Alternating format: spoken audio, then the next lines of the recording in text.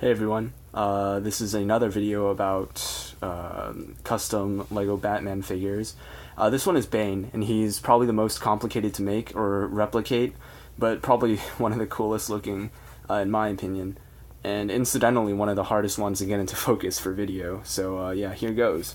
So I'll just say what I did to make him, and a couple of inspiration I drew. Again, with these figures I draw a lot of inspiration from the Flickr user A Civilian. I think he doesn't post anymore. He's a really old user, but he used to do things like this all the time.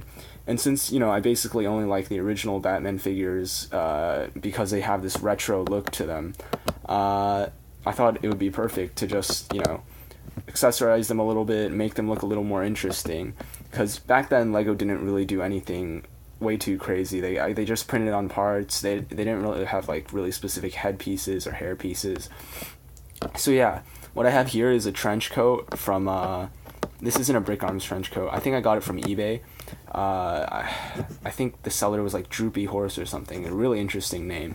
But yeah, what I did was I trimmed the bottom from that, so now it's basically just a jacket, which is like his outer jacket, which is kind of cool. Or more like a vest, because it does expose the muscle arms. And these muscle arms I think I got from Hunter,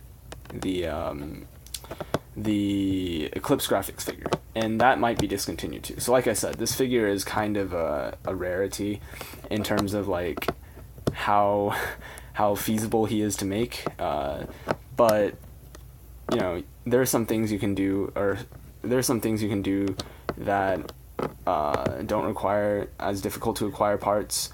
For example, the trench coat can just be purchased from Brick Arms or something and trimmed. I think it would look really good in like tan too as well. And these skeleton arms are from Eclipse Graphics, which I do think he re-released, so those should be easy to get, thankfully.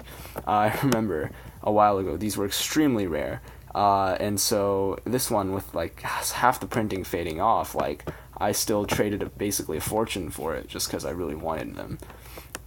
Obviously, just the Bane head is normal. This is a tiny tactical gas mask. I don't know if this is discontinued or not because I got it a while ago, but yeah, it's really useful actually for comboing. So I would recommend picking a few up just for the heck of it, like not necessarily for a Bane figure, but if you want to make one of these, that's just an added bonus. So the normal torso.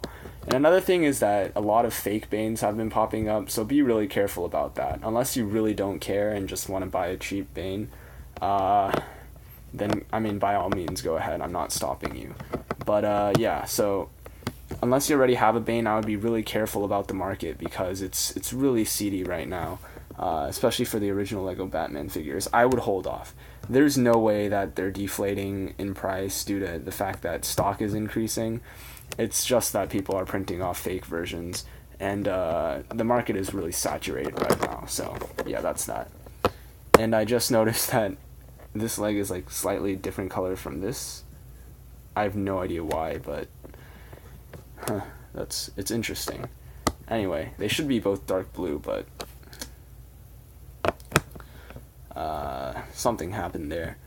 And I'm really rambling at this point. So this chain is from just a cut in half handcuffs from Lego City, and I use that on my Croc figure as well. So make sure to check out the rest of these videos. Subscribe if you enjoyed watching, and I'll see you guys in the next one. Thanks for watching. Bye.